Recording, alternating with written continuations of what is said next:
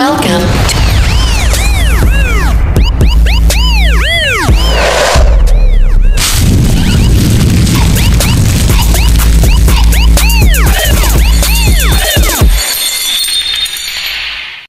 Niggas in my grill tryna phase me. Hai, back to my channel Bayangan Hitam Official. Oke, di video ini gue mau bercerita. Sebenarnya ya di video ini sekalian video BJS, bayangan jalan-jalan sis kemana kita hari ini. Gue juga sekalian mau cerita tentang apa sih itu ini. Tapi sebelum itu, jangan lupa dibantu subscribe, like, komen, dan share videonya agar channel ini terus berkembang.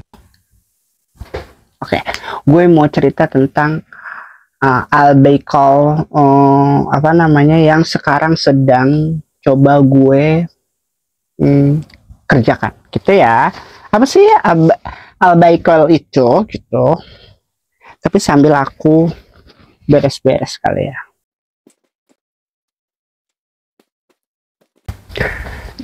Jadi guys, Al-Baikal itu tuh salah satu brand dari Bandung gitu ya.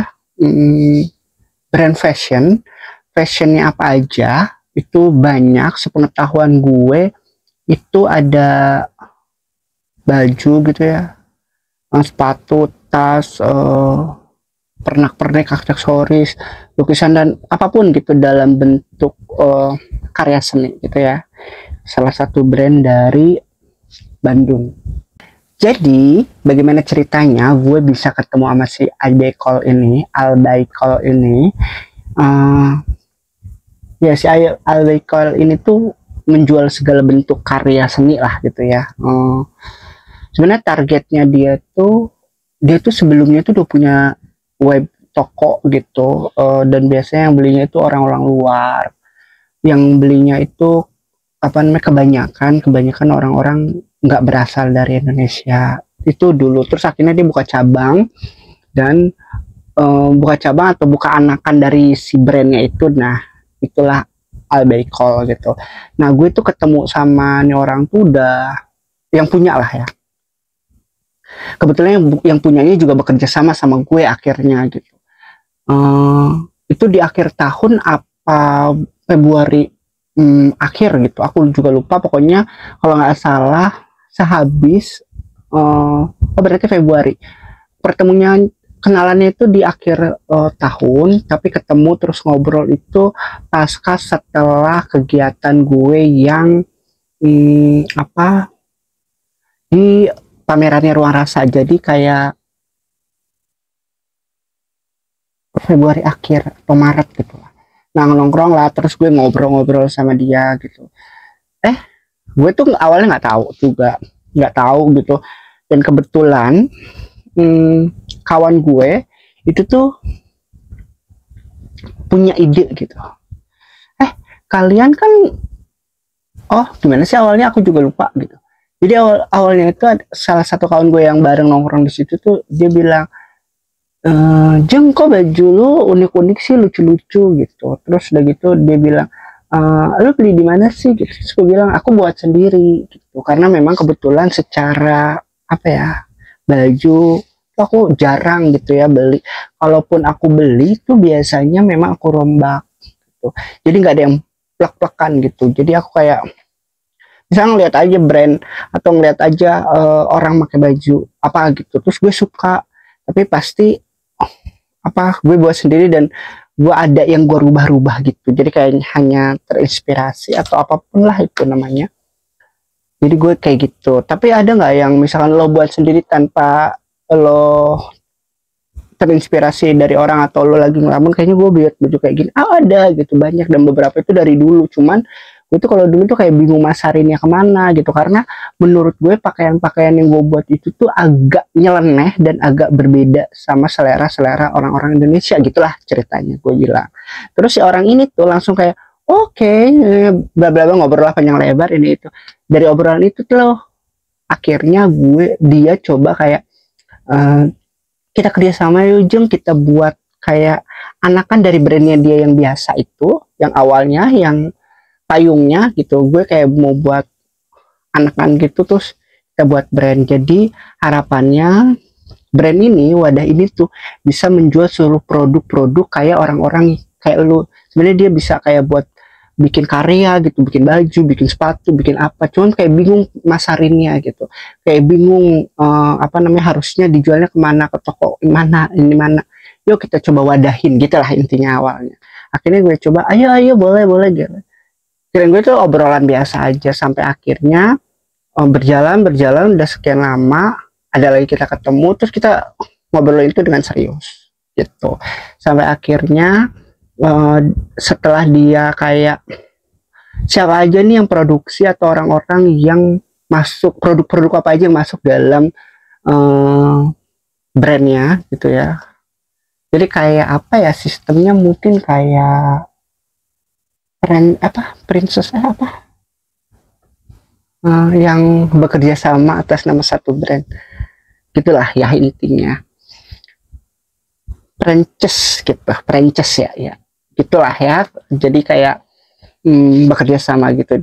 Setelah menentukan siapa-siapa aja, akhirnya udahlah kita ada yang salah satu kawan seniman dari Solo gitu, dia ini lukisannya apa namanya, art gitu di berbagai media, kayak jaket, kayak sepatu, kayak tas, apapun itu gitu. Nah itu banyak gitu, salah satunya dia juga. Terus ada yang juga ngederek sebagai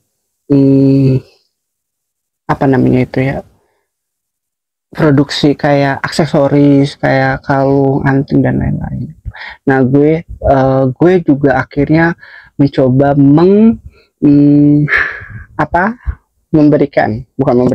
bekerja sama kayak di karya gue terkait fashion, baju, celana dan lain-lain gitu. Jadi kayak gue akhirnya menggali lagi tuh bakat-bakat kreativitas gue ngedesain baju dan lain-lain begitu. Nah sampai akhirnya produknya udah terkumpul nih, dan sebenarnya kalau yang jual fashion itu, baju itu ada banyak gitu ya, bukan cuma gue yang ngedesainnya, tapi ada banyak gitu. Ada 3 lah kalau nggak salah, dari Bandung, dari Semarang kalau nggak salah ya gue, apa dari Jogja gitu gue juga nggak tahu, sama gue dari Bogor gitu. Jadi desainnya acak-acak aja gitu, maksudnya siapa aja dulu, nah produk mana yang mau di ini. Tapi yang jelas dalam misi ini sebenarnya apapun misinya gini,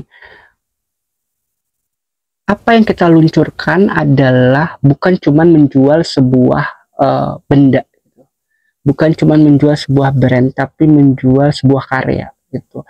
Jadi kayak ada filosofinya dari produk atau barang yang dijual. Otomatis produk itu juga limited edition gitu ya, cuman ada satunya aja, nggak bisa kayak 2 barang gitu. Mungkin ada rencananya tuh, ada kayak untuk produksi gitu, misalnya kayak bikin jaket ini yuk gitu, yang untuk dipasarin di pasaran gitu ada. Tapi memang ini jatuhnya untuk limited gitu, jadi cuman satu barang, satu produk itu satu barang, nggak ada 2. Jadi ada nilai-nilai filosofinya juga dari barang-barang yang akan kita coba salurkan gitulah ya intinya. Jadi nggak mungkin ada barang yang sama lah istilahnya. Mungkin ada kemiripan-kemiripan, aku juga nggak paham, tapi gitulah intinya. Dan ini tuh kayak mengusung, ada beberapa misalkan kayak produk dari salah satu kawan Bandung itu. Jadi itu memang karyanya itu tuh dibuat dari bahan-bahan apa namanya, bukan bahan-bahan bekas, tapi bahan-bahan dari sisa tekstil gitu, sisa ekspor gitu. Jadi kayak dia dari pabrik, punya stokan dari pabrik. Nah biasanya barang-barang itu kan dibakar, apalagi di Pulau Jawa ini kan banyak banget pabrik-pabrik garmen gitu ya. Nah sisa-sisa cuttingan itu kan biasanya ada yang dibakar, ada yang di mana, ada dibuang, yang gue tahu ya gitu. Nah, dia tuh mencoba untuk mendatangi si produksi-produksi tekstil ini dan mencoba ini terkait sisa barang itu, karena menurut dia dengan dunia yang sekarang tidak baik-baik aja, kayak iklim yang sudah nggak baik gitu, jadi kayak ini adalah salah satu cara bagaimana mendaur ulang sampah itu menjadi sesuatu yang lebih bermakna gitu-gitu. Terus juga kayak ada yang ngejual aksesoris atau yang ngejual lukisan gitu, ada juga lukisan. Jadi kayak dia tuh menceritakan tentang apa sih filosofi dari lukisan ini gitu-gitu. Jadi bukan cuma sekedar menjual barang atau menjual brandnya si Albicol ini, tapi juga ada filosofi dari ceritanya itu. Makanya kenapa ini adalah produk-produk yang limited edition. Itu perkenalan tentang Albicol. Nah, sejauh ini akhirnya karena kebetulan juga kita tuh mau foto produk, tapi mau gimana ya, jadi orang yang punya ide ini itu tuh kayak kita buat modelnya atau orang-orang yang terlibat dalam peluncuran produk ini tuh adalah orang-orang juga yang unik gitu, apa namanya, orang-orang yang punya nilai lebih gitu menurut dia ya pada saat itu, orang-orang yang menurut secara ini tuh berbeda gitu, karena produknya juga berbeda gitu, jadi harus menggunakan model-model yang karakternya juga berbeda gitu. Nah pada saat itu nyari, ya tiba-tiba tuh adalah salah satu kawan gue nyeletuk kayak, wah kenapa nggak lo aja ya Alka gitu, yang apa yang coba nge-brandingin si produknya, kayaknya lu bisa deh ini nih. Sebenarnya awalnya gue kayak emang iya ya gue bisa ini, tapi pas lama-kelamaan oke deh gue coba gitu. Nah akhirnya dari obrolan itu lah didalemin, jadi dia tuh pengennya kayak model-model yang menunjukkan produk ini tuh adalah orang-orang trans gitu atau orang-orang androgen gitu ya secara ekspresi gitu, sehingga untuk mengeksplor tentang produk ini tuh jauh lebih dapet gitu, karena memang ini tuh menjual seni, bukan menjual barang gitu, bukan menjual kayak misalkan jaket, bukan cuma menjual itu jaketnya, fungsinya tetap jaket gitu, tapi ada nilai lebihnya di situnya begitu. Jadi akhirnya kebetulan juga gue sebagai salah satu apa, boleh lah ya gue ngomong, gue dikontrak, gue juga nggak tahu kenapa dia memberi kesempatan ini sama gue, mungkin Tuhan semesta juga kasih kesempatan buat gue gitu ya untuk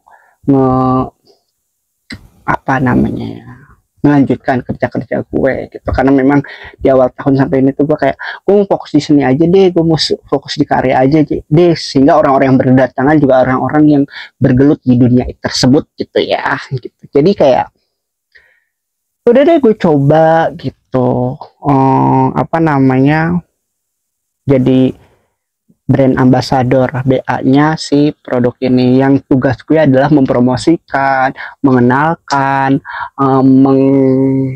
apa ya memperlihatkan sama orang-orang gitu tentang produk ini dan memperkenalkan tentang produk ini dan tentang brand ini terhadap kawan-kawan gitu.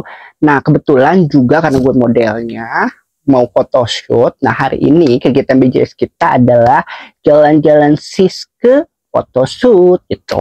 Nah ini tuh salah satu baju yang udah dikirim sama kawan dari Bandung gitu ya, dan seniman dari Solo gitu, untuk bajunya gua foto.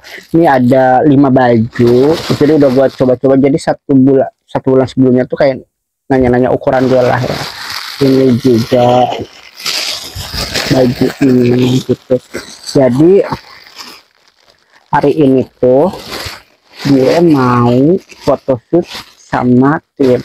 Nah karena orang-orang ininya itu nggak ada, jadi mereka tuh kayak menyerahkan semuanya sama gue, tapi karena gue nggak paham kan tentang apa namanya, ngedirect ini gitu ya, ngedirect gimana sih bikinnya gue nggak paham gitu.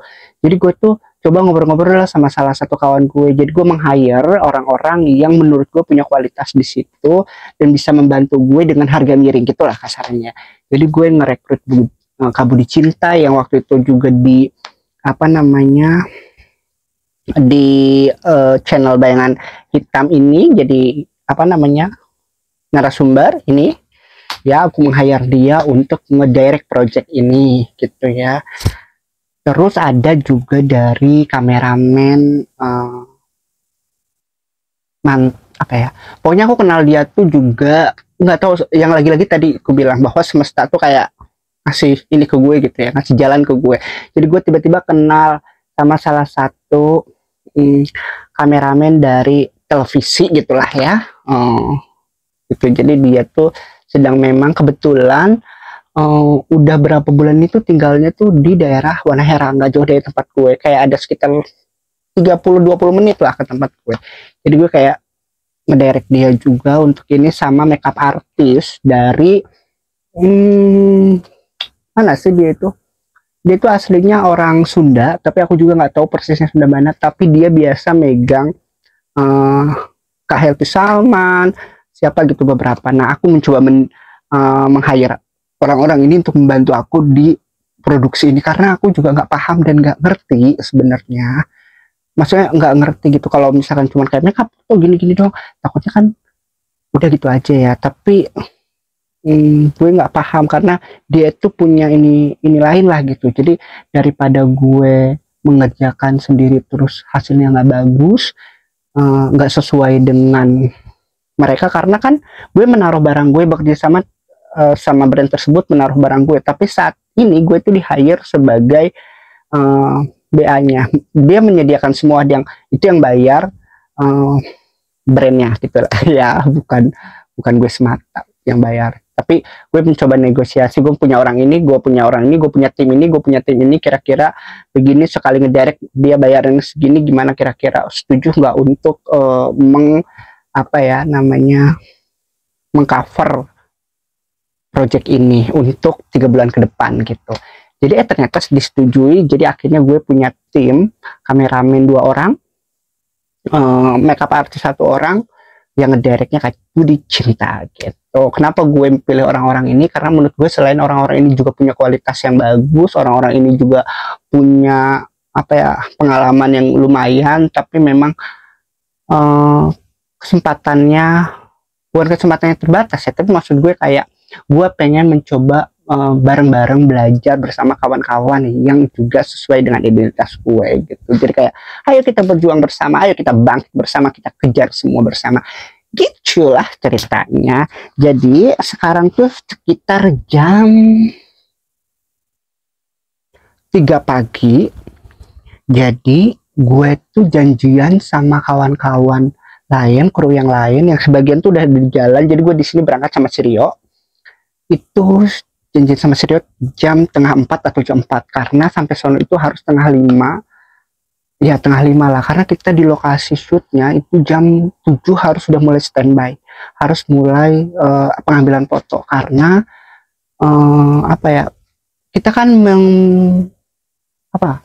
motonya itu di alam terbuka, outdoor gitu ya. Jadi kita berhubungan langsung dengan sang pencipta, dengan semesta gitu, alam gitu ya, yang nggak bisa diprediksi waktunya, takut hujan gitu. Dan kalau pagi gitu itu kan biasanya orang juga belum terlalu rame, karena ini tuh di tempat umum gitu, belum terlalu rame. Jadi harapannya itu bisa kondusif gitu dan gak hujan dan cuaca pagi tuh bagus gitu kan. Jadi 4:30 itu kita harus mulai make up gitu. Jadi jangan kemana-mana. Mau tahu keseruan jalan-jalan sis gue kali ini, di video gue kali ini, kegiatan gue gitu ya, ikutin terus channel gue. Tapi sebelum itu, lagi-lagi gue mau mengingatkan, jangan lupa dibantu subscribe, like, comment, and share videonya agar channel gue terus berkembang. Yes. Gue sambil rapi-rapi, si Rio juga baru bangun. Jadi jam 4 kita mau jalan, gue rapi-rapi sambil packing-packing barang-barang yang takutnya ada yang ketinggalan, yang belum, nggak kebawa gitu sama gue. Oke, ikutin terus. Bye. Ini kok ada lampunya. Ini dia, kita siap-siap Aku tunggu depan ya.